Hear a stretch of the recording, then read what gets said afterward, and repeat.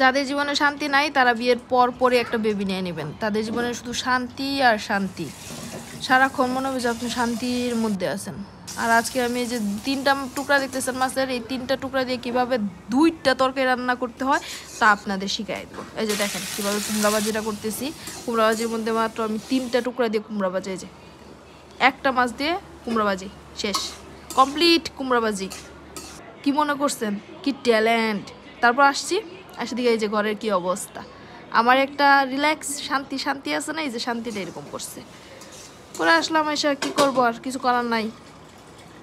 একটু যে ফিল্টারে পানি ভরলাম, বইরা একটু পানি খাইলাম, শান্তি চাই এই জন্য একটু পানি খাইলাম, যে শান্তি আসবে। তারপর একটু তরকারিটা লাগিয়ে যাইতেছে, পুড়িয়ে যাইতেছে, কি করব, তরকারিটা একটু লাড়া দিছি, লাড়া দিয়ে তরকারিটা আমার হয়ে গেছে। ওই কড়াইয়ের মধ্যেই আবার আরেকটা তরকারি রান্না করতেছি, মাছ বোনা করতেছি। আমার মতন ট্যালেন্ট কেউ আছে? হ্যাঁ, দেখেন তো কি সুন্দর করে আমি কড়াইটা ধুয়েও নাই, ওই কড়াইয়ের মধ্যে আমি আরেকটা তরকারি রান্না করে ফেলেছি।